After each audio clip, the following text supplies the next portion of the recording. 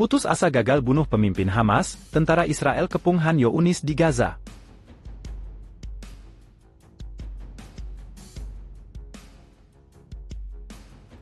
ואנחנו נמשיך לבצע אותם כי אין דרך אחרת.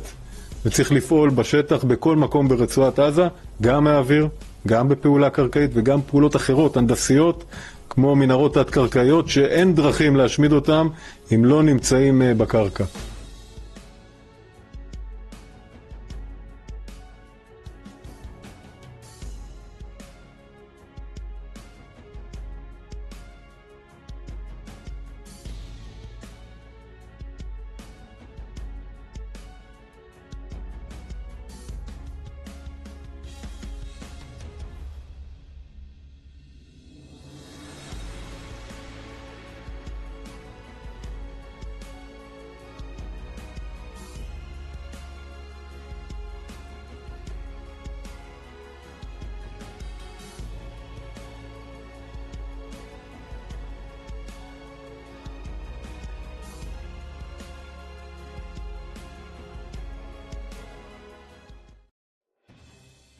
Militer Israel mengatakan pasukan daratnya telah mengepung Khan Younis, kota terbesar di jalur Gaza bagian selatan.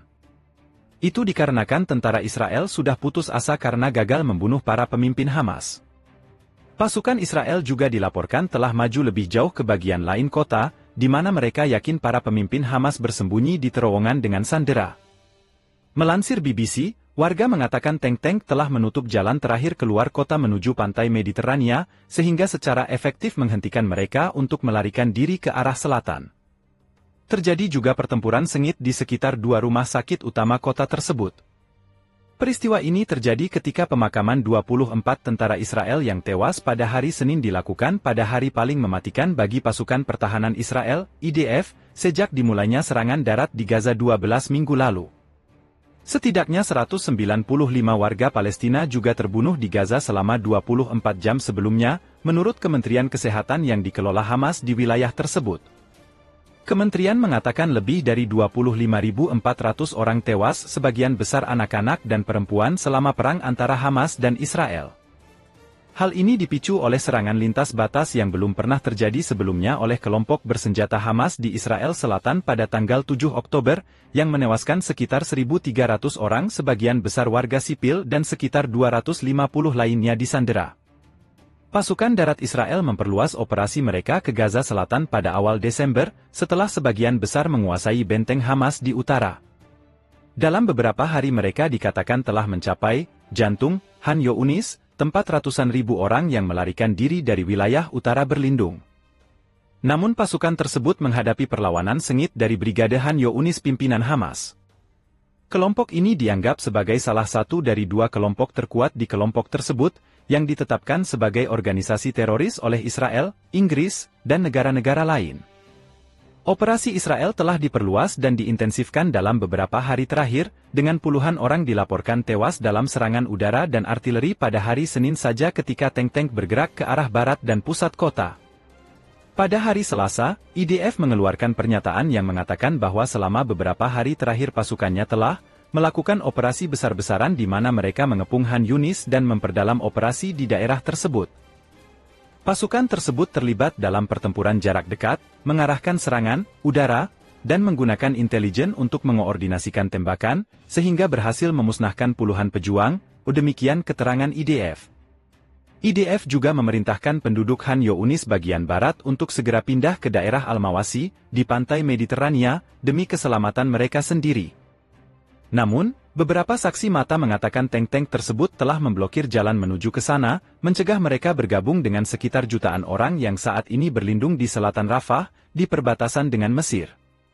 Saya mencoba berangkat ke Rafah namun tank-tank tersebut kini berada sangat dekat dengan pantai dan menembak ke arah barat, ujar Syaban, seorang insinyur listrik dengan 4 anak, mengatakan kepada kantor berita Reuters.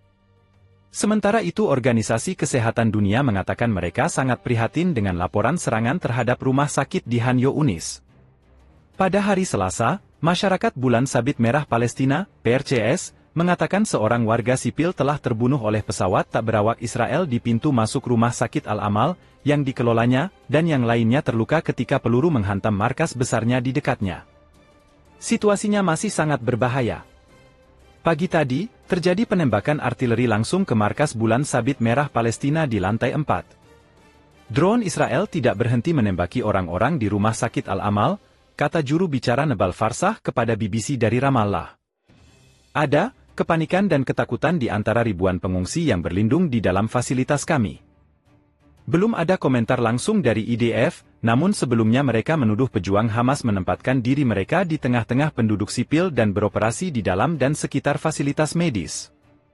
MS Farsah juga mengatakan ambulans menghadapi tantangan yang signifikan untuk menjangkau orang-orang yang terluka dan membawa mereka ke rumah sakit, dan menambahkan bahwa mereka sekarang diminta untuk membawa kasus-kasus kritis ke Deir al-Balah, di Gaza Tengah.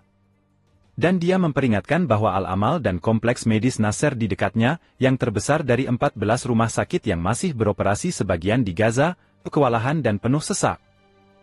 Haitham Ahmad, yang bekerja di unit gawat darurat Nasser, mengatakan kepada BBC bahwa beberapa amputasi dilakukan, dan dalam beberapa kasus, pasien tidak diberikan obat bius karena kekurangan persediaan. Kasus-kasus ini mengalami luka parah dan hanya ada sebagian kulit dan otot yang masih terhubung. Kami mencoba menggunakan anestesi terbatas dalam situasi ini, katanya. Juru bicara Organisasi Kesehatan Dunia mengatakan Nasser sekarang pada dasarnya terkepung dan tidak ada jalan masuk dan keluar bagi 400 pasiennya, serta staf medis yang merawat mereka dan membuat warga sipil mengungsi. Kementerian Kesehatan Gaza menuduh pasukan Israel telah melepaskan tembakan besar-besaran ke lantai atas gedung bedah khusus dan gedung darurat rumah sakit. Satu video yang direkam oleh seorang jurnalis Palestina menunjukkan tembakan menghantam sudut barat rumah sakit, sementara di klip lain terlihat asap membubung dari suatu daerah di selatan. IDF mengatakan kepada kantor berita AFP bahwa mereka tidak mengetahui kejadian tersebut. Belakangan, Sekretaris Jenderal PBB Antonio Guterres mengatakan situasi kemanusiaan di Gaza mengerikan, dan seluruh penduduknya mengalami kehancuran dengan skala dan kecepatan yang tiada bandingannya dalam sejarah saat ini. Dia juga sekali lagi menyerukan gencatan senjata kemanusiaan segera.